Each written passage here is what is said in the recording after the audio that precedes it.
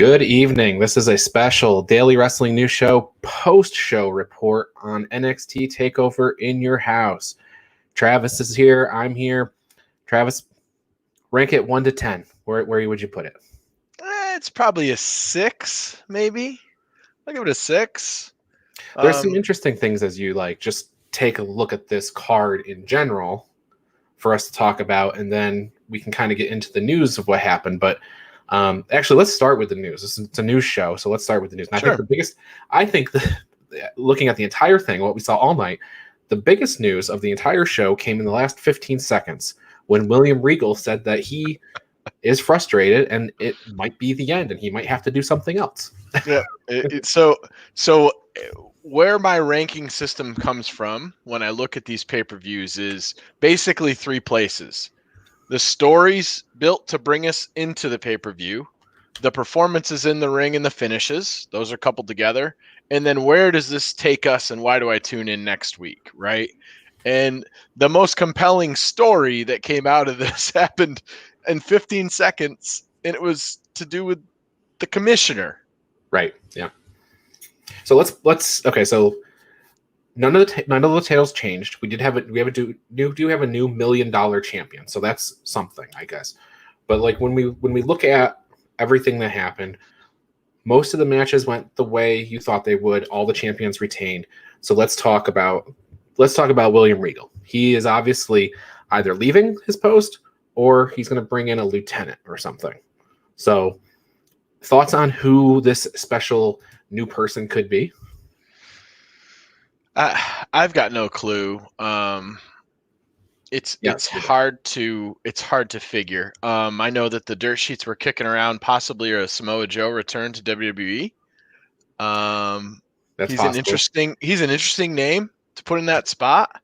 If those rumors and allegations are anywhere near true, I think he'd make for a very cool lieutenant and or commissioner for that specific brand. I think he would go great with that in general.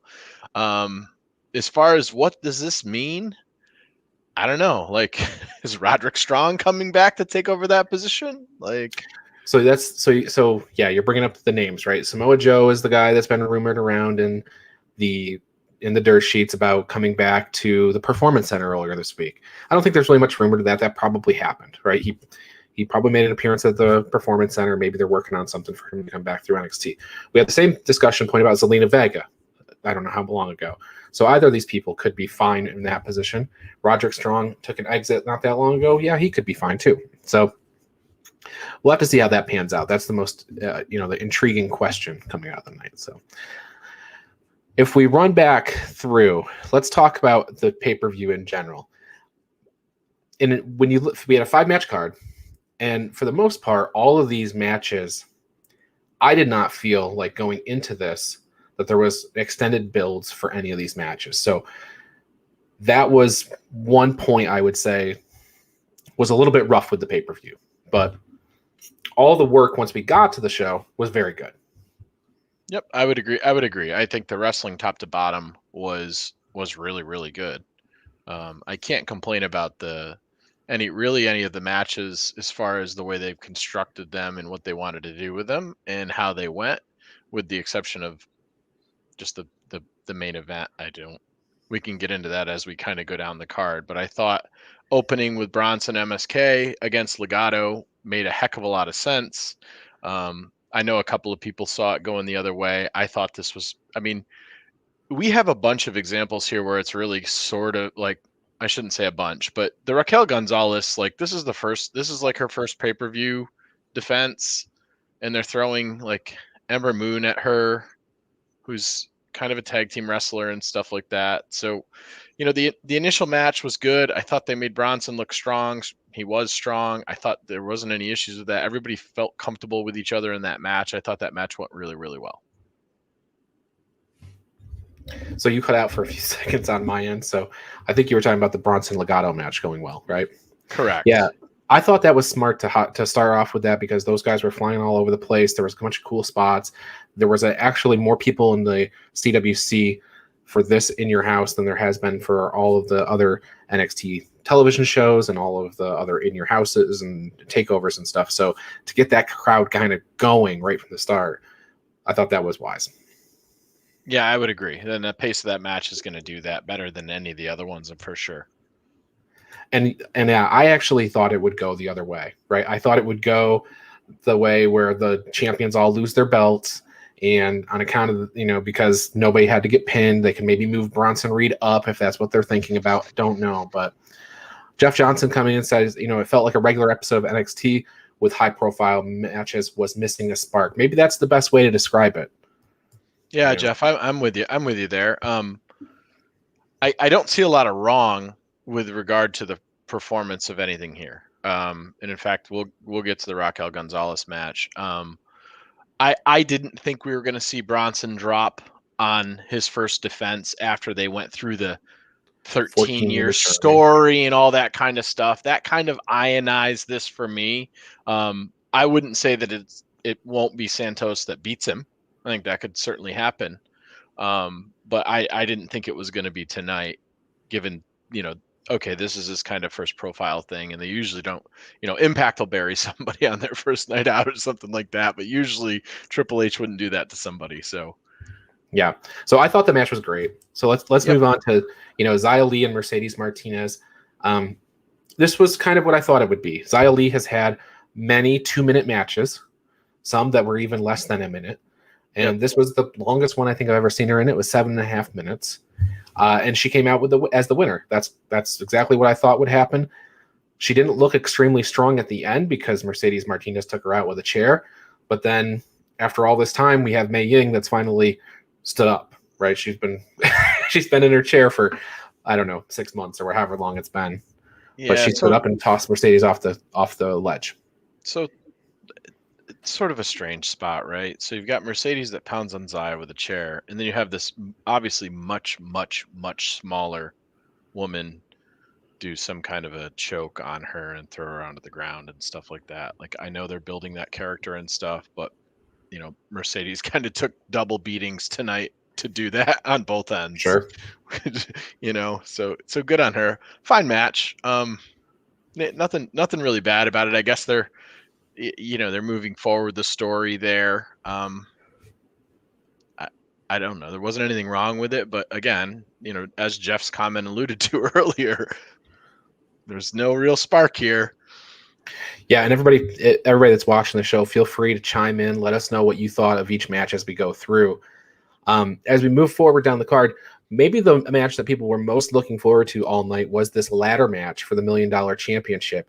And this one had the longest build, right? Like you had Cameron Grimes and Ted DiBiase. You had plenty of vignettes for the last, I don't know how long. LA Knight kind of got wedged in pretty quick in the last 2 or 3 weeks of the build to get here. And he's the one who ended up with the $1 Million Championship. But this seems like it's round one, right? Because Cameron Grimes has got to come back from this. I would agree. Very nicely constructed ladder match. I like the ladder matches where there's a high spot or two, and then mostly use the ladders as weapons. I don't love the falling all over the ring, push you off the ladder stuff. I thought that they did a little bit of everything, and less was kind of more. I mean, the Grimes spot towards the end, while it looked really, really crazy, if you actually go back and you take a look at what the actual fall was from where he was on the ladder to where LA Knight had set up that ladder, he's only about a 3-foot fall there. So it was really, really, it was done really well, filmed really well. It looked like it was real explosive, but less of a challenging fall than it would have been. Here's the thing, like Grimes came out, Grimes is over, right? Yes. LA Knight is not over. So putting a belt, and this is smart booking, putting the belt on LA Knight makes a whole ton of sense. Now we can chat. Now we can see LA Knight. Like, we can do the whole thing. And then Grimes has got somebody to chase. And there's somebody in the background. I was kind of surprised that Ted wasn't more prolific in the match. I thought maybe he would get involved, but maybe they're not keeping him around for a long time, so they don't want him to be the focus of this thing. I mean, with them adding the $1 Million belt, I don't think that any NXT fan can say anything about New Japan's number of belts at this point. NXT has about 45 belts now. So, well, it'll be interesting to see whether or not this is a defended belt. The Ted DiBiase era, this was not a defended belt.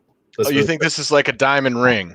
Yeah, exactly. Like MJF's diamond ring. He's gonna In win. fact, He's gonna win the $1 million belt, and he's just got it like a Rolex. that's the exact conversation that it was either myself and John Smith had or myself and John DeConnie had last week, where we think that, yes, it'll be basically I have my trophy and I'm going to walk around with it, except for the few instances, especially in the beginning here, because Cameron Grimes is going to have a gripe over this.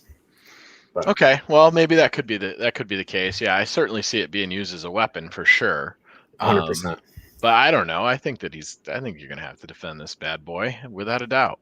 Well, Will it happen every match? BJ brings up, did the ringmaster ever defend the belt? I can't remember him ever defending the belt. He definitely carried it over his shoulder. And it's also interesting that they talked about Steve Austin wearing that belt. They did not talk about Ted DiBiase Jr. And I don't know why they would have left that out, but they decided to strike that from the historical books. Well, there's some heat going on right now with Ted Jr. and Randy, so maybe that's the reason why his name didn't get brought up. Yes, BJ, just like the FTW championship. That's exactly what I'm saying. I think it'll end up being like.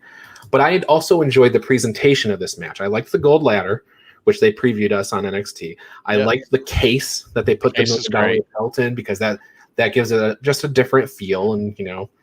So I looked up at the case. They're bringing the case up. They got the guy in that clips the thing. I'm like, all right, we're not going to have an awkward undoing tonight. The person that's going to go up there is going to, like, how do these, like, Money in the Bank, these guys, the belts on the thing, they should just practice it. Take 30 seconds with the mechanism and make sure you know what the hell you're doing, so you're not standing up there like a goon trying to get the lanyard done or the little thing done. Like, God, I was like, man, look at this clip.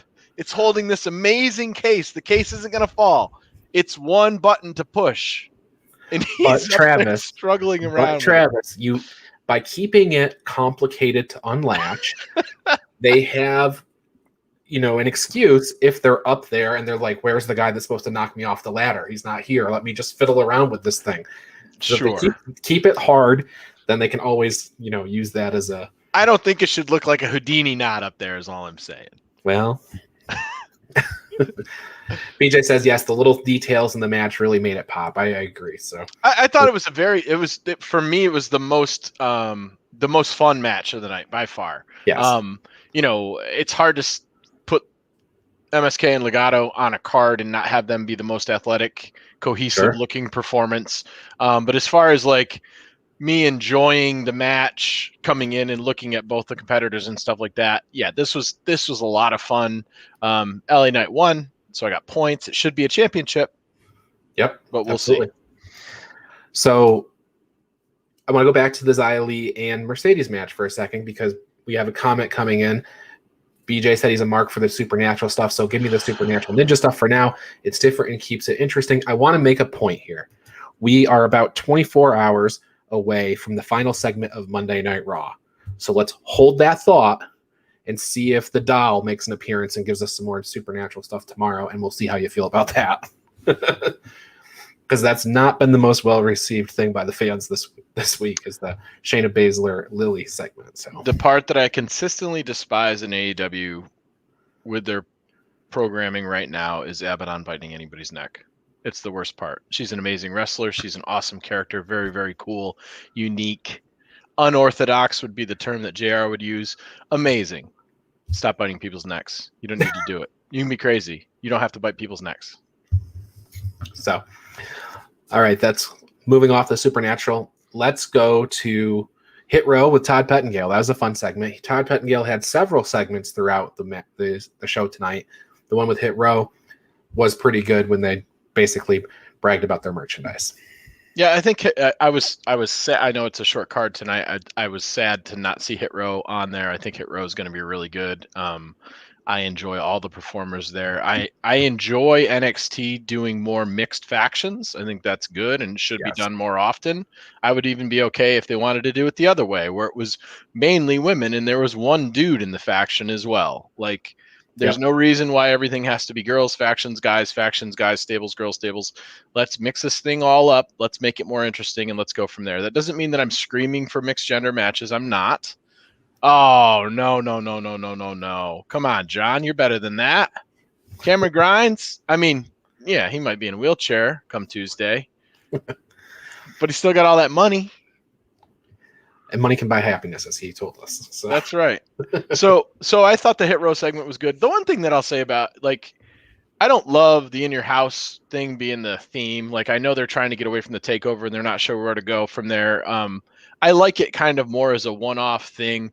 And I'm somebody that likes reverence to classics. So I'm not in love with Todd Pettengill being the ass end of jokes all night long. Like, we see this with the Doc Hendricks segments were cool. I'm like, okay, cool. This is going back and then replaying some of that stuff, but like, not all nostalgia is great either. You know, I don't know as tons of people are begging, let's do In Your House. This brand is so revered and loved. It's fine. They've done it a couple of times now. Like, remind us, throughout the night, remind us why we love it. Yeah. Show us the Boiler Room Brawl, show us the Calgary Stampede, show us the different things that happened at In Your House that made it so memorable. Mankind getting his first WWF Championship match and things like that. It would have been super cool if they just took each of those unique things, and on each show they did one match that was a throwback to whatever that was. Yep. Give us that again, and then talk about the history and let people enjoy that and like those parts and the cool things about it, instead of friggin' karate fighters with Dexter Loomis. Like, well, the other thing you mentioned is Todd Pettengill doesn't need to be the butt of the jokes all the time too. Like, I also would have been just as happy as if he put that video cassette tape in the VCR and the camera zoomed right in and then went to the video. Like, that would have been fine. Sure. When you do these things, like, you pick on your legends and you bully them and you make them look dumb. And this was all fun. There was nothing I would say got too egregious. Oh, definitely wasn't over the top. But you end up with Mark Henry and the Big Show on AEW. That's what happens. But the thing is, like, when people come back and they want nostalgia, they want to recapture the things that they liked and they were excited about. They don't want you to do nostalgia and go, oh, look how corny this thing was. Right. Yeah, that's true. You know, feel bad about the thing you liked. Like, I don't want to feel that way. So Raquel Gonzalez wins over Ember Moon. I think everybody in the Essential Wrestling Podcast pick'em pool that we're both in, everybody picked Raquel. So nobody thought Ember Moon was winning here. One person picked Ember. One person picked Ember, yes. Everybody else that had thought about it did not. Right. So Raquel Gonzalez wins here, but there was at least one moment in the match where I thought, oh my gosh, Ember Moon might win. She just hit the Eclipse. It's possible. And Dakota Kai did, do what she's there to do and put Raquel's foot on the rope. But there was a moment where you had a little bit of doubt. So I thought this was match of the night. I think they have a real serious problem with Raquel Gonzalez. And that problem is Raquel Gonzalez has actually gotten better in the ring a lot quicker. She is a heel right now. And when the live fans are back, and you already heard it tonight, they are going to cheer for her because she's very, very, very good.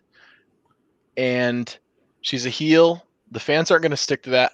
Ember Moon tonight gave a performance. If Ember Moon was a singles wrestler that was a number one competitor, I would have been on, like, going back to like a Bailey Sasha match or something like this. That's how hard she wrestled tonight. And her performance was insane. Yes. And Raquel was very good too. The part that sucked the most about this is everybody in the world knew this was just another stepping stone. Right. So Ember Moon gave her I've never seen Ember Moon. I thought to myself, and I said this, she came out hot. She was on fire for 2 minutes straight, and I said she's going to gas herself out. And that never happened. She kept going the whole time. And power move, Gonzalez, super, super clean, really nice work rate on her. Big giant girl. I'll tell you what, if they knew Raquel Gonzalez was going to be this good, this quick, I think they would have held back on bringing Rhea up, because I don't know where they go from here. Well, here's the situation with Raquel. You said their fans are going to cheer her. Absolutely. I think that's the plan. Dakota Kai is going to double cross her, and that's going to be an enormous feud. And it's coming at some point very soon. You don't have it. There's nobody on the card that can keep up with this girl, though. She's a big, tall girl. She got good very, very quickly. And she's super interesting because if her promos are bad, she can go into Spanish and you don't know what she's saying, and it sounds good no matter what. There's a huge portion of the audience that will know what she's saying. Well, there is a huge portion, but like when Asuka used to go into that, it was the same sort of thing, right? Like, you can get yourself out of a tough spot and it just sounds better Spanish sounds great in the And middle of a promo. you Love it. actually appeal to the Spanish-speaking audience too. 100% too. You're bringing that crowd in there and stuff, you Now, I know? will So, say we have Io Shirai on the docket. We have Frankie Monet on the docket. These are people that Raquel can go back to so, or so, go to so for the first time. Frankie Monet, if they build it correctly, that's the match we should see. That's something that I'd like to see. I mean, they won't do it again, but if they were going to do 3 brands on Survivor Series, that would be a great Survivor Series match. Give me something to build both of them up early on. Let's get us to War Games or something like that. Even like give me You can Frankie also Monet take factoring against Raquel Gonzalez. you can take Candice LeRae too. She's kind of busy at the moment in the tag team, but she's there. And also, just a note: if people don't realize this, they could sit there and they could move every single woman on that NXT roster up except for Raquel Gonzalez, and the next night they could have the whole roster replenished. That's how many people they have in developmental right now. So, Well, we got a new NXT UK women's title holder, so the former champ can certainly come across the pond and start working over here. yeah, there's a good challenger as well, especially if Raquel does turn face. Right. Now, you mentioned that in the Raquel and Ember match. In the 5-way match, I thought Johnny Gargano was more over than I thought he was going to be too. I heard a lot of Johnny TakeOver, Johnny Wrestling chants throughout this match, and he has done nothing redeeming in the last year in terms of to try to get the fans on his side. But He's people just remember. the thing is he's Lifetime Achievement Award guy, right? Like he's been in NXT for like 100 years now. So if anybody in the crowd's an older fan of that or whatever, like you're gonna have that there. And who knows? Maybe he papered the crowd so they all scream his name. I hated Well, the HBK stuff. Come out with Thor or something like that, man. Don't give me an HBK throwback. You're not there yet. if we get back to the NXT crowd, the core NXT crowds, the crowd's going to be hot for every person. So when you have a competitive match, they're going to be cheering both sides. Hot, I don't think is the way that I would describe the core NXT crowd. Smart, trying to get themselves over. The NXT crowd was one of the most challenging part about watching that product at one point because the program was so much about them and their chance and not what the people were doing in the ring. So hopefully the quality of the performers and stuff like that have gotten better on the brand, that it doesn't become how much of the NXT crowd can get themselves over with all their specific chants and that kind of stuff. Like it's a very different vibe than what you get from the NXT UK crowds when they get into their chants, because it's background noise the same way that it is in a football game or a rugby game or in hurling or something like that. It's a very different kind of stadium vibe that they have over there in that country versus our crowd, which is like they're all too smart for their own good. Well, and John has another comment here. Someone forgot to tell the CWC that Cross was a face of that main event. There was no heels in that main event. Everybody was over. Adam Cole is a heel. He has done very heelish things recently.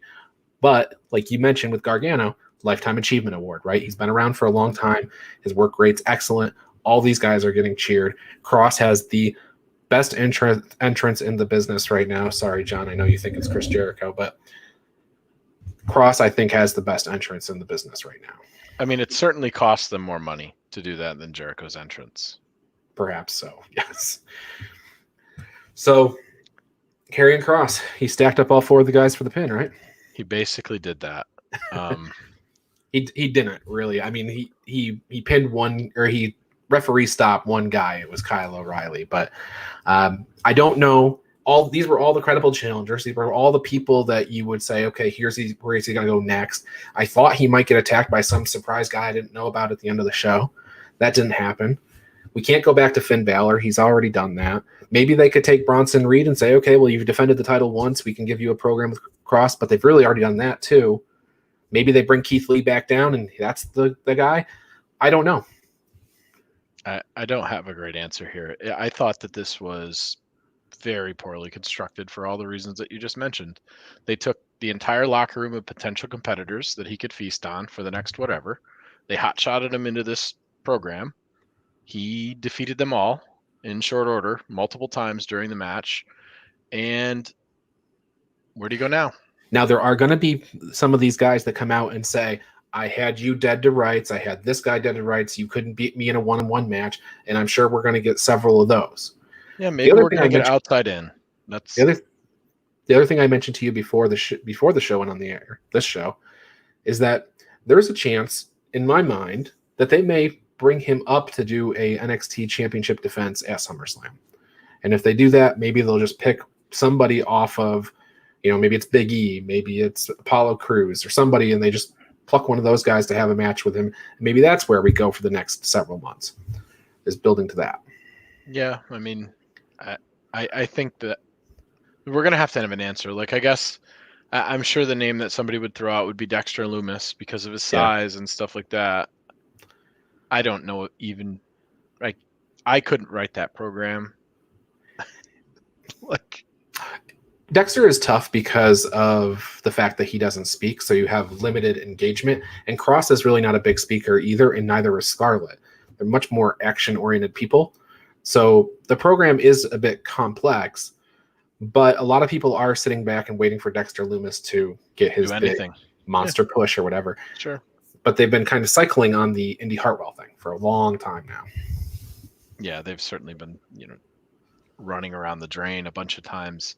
I don't know. I'm interested to see what they do with Cross now because, I mean, I thought tonight might have been kind of the swan song. Let's quickly move him up to the main roster. We've got all kinds of space now, or we have more space now, or there's space available at least. And maybe we'll see that. Maybe you're right. Maybe they'll swap somebody down. Maybe somebody will go down roster, beat him, and then he can move up roster or something like that, which seems strange. It seems strange. Have this guy from the main roster come down and pin our NXT guy so that their NXT guy can go up to the main roster and the main roster guy can stay down. I was just thinking that. I guess honestly, I was thinking Cross would win the defense, and then you'd go back to NXT after SummerSlam, and in the meantime, they would have determined a contender for him. Maybe. I don't see anybody right now. And you're right. Maybe each of them is going to come out, and we're going to see a one-on-one for each of these guys. But like, if I'm carrying Cross, don't I just say I beat all four of you in one night? Yeah. And what do you say to that? Grimes. I mean, Grimes is probably going back to LA Knight, but he's not doing anything right at the moment. It's weird to come off a loss and go for the big title, but if he were to do well, then LA Knight would have a gripe as well. Yeah, I mean, I guess it depends on kind of how he's not there yet, but it depends on how they want to do this hit row thing too. AJ Francis is a big giant dude. Is he ready for title defense? How are they going to book hit row? Is hit row going to be heel? Are they going to be face? Are they going to be whatever? I think they're kind of playing them down the line right now, intentionally waiting for the crowd to get back to decide what they're going to do. The crowd's going to jump on them, so whether they want him to be face or not, they might as well just call him face for now. So maybe it's AJ Francis. He's a big giant dude that can go a little bit, but very, very green. I don't know. If I'm being honest and I'm being critical, which is some of what we're doing here when we're picking apart matches, Cross looked real sloppy in the beginning of that match. Like, I get that he's in the ring with four world-class athletes that are fast and athletic and are clean and that are used to flying around the ring with each other and stuff like that. And maybe he's not used to that caliber even at this point of being in NXT as long as he has been. But man, did he look some at shoot out there in the beginning. Maybe he was just nervous. There was jitters or something like that. But gosh. Well, he can't keep pace with those guys. Those guys wrestle a very different style than him, and they're all fast, and they're all knocking him down, and he can't turn to take the next kick in the face quite fast enough or whatever. But BJ kind of echoing our sentiments here is it's going to take a long time to build somebody up to beat him or even work with him in a competitive way. But now they seem to be losing options to keep building Cross at the same time. So it could be the Cross just goes on a streak of just annihilating people fast. Like he wrestled Austin Theory on the show not that long ago and beat him. You're just running out of guys, though, at this point, right? Like, he's done a lot of squash stuff, And this is the same concern that you and I were coming off of with the issue with Roman at the end of WrestleMania. Yeah. Where do we go next for Roman? And there's nobody right now for Roman, by the way. They're going to have to bring in Cena, Goldberg, Lesnar, and they're going to have the same problem with Cross here.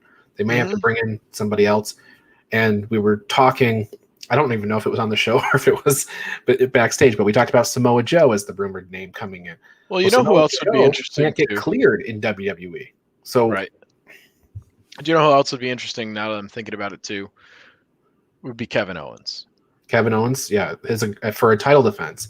Kevin's not going to defeat him for the championship and go down. I don't think. No, but he might. Maybe he comes in and does a quasi commissioner type role too thing for Sure. a little while. I mean, the guy's got to be pretty banged up. He hasn't been around doing much of anything really, you know. Well, he's been in the Intercontinental title program each week and stuff, but yeah, I mean, they can. He's very over with the NXT crowd too. Right. So if when they get the fans back, if they start maybe even selling more tickets to an NXT event, maybe they throw that name out there to like really get that crowd buzzing. Kevin Owens or Sami Zayn could go down there and mess around. Yeah. You could see Ricochet go back down there and do some damage as well. I mean, Braun Strowman even. They have endless options. They can hire all these guys back. They had this guy named Damian Priest that used to be in NXT. Allegedly, he came up to the main roster to wrestle, but just with a hip hop guy, and then just against Elias and Jackson Riker, and he's kind of been done for a little bit now. So yeah, he's been. They're quieting down with him as well. It seems like. So, I mean, he could certainly go back down there. He never held the big belt for NXT. Nope. So maybe. Yeah, and then Keith Lee, like I mentioned earlier. So. Yeah, who knows? Keith Lee's missing in action. Mia Yim missing in action. Yeah. That's what Mia stands for. Exactly. Okay.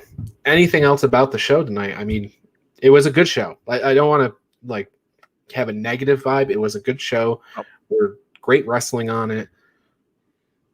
There's some things that we see where there's issues, but that's all. Yeah, I mean, the show top to bottom was a fine show. There was the wrestling on the show was great. I had no issues with any of the wrestling at all. All the athletes and performers did a really, really good job. Yep. And William Regal, what's going on with him? That's the question. Does he bring Tajiri back as his enforcer? And we get that tandem. Maybe Steve Taylor comes back. I don't know. Somebody from Regal's past has to come back and sort things out with him. Exactly. Somebody's going to help him out. Maybe he'll do some counseling with Dexter Loomis. Maybe. All right, Travis. Well, that is the post show for NXT TakeOver in your house. Travis, you'll be back on the show Tuesday. I will be back tomorrow with John DeConnie. And I'm not sure what our discussion topic is for tomorrow morning. We'll be figuring that out in the next 12 hours. So anything else, Travis, before we get out of here? Nope, that's it. I miss you, Ferg. Come back, man. We need you. All right. For Travis, I'm Ryan, and we'll see you tomorrow.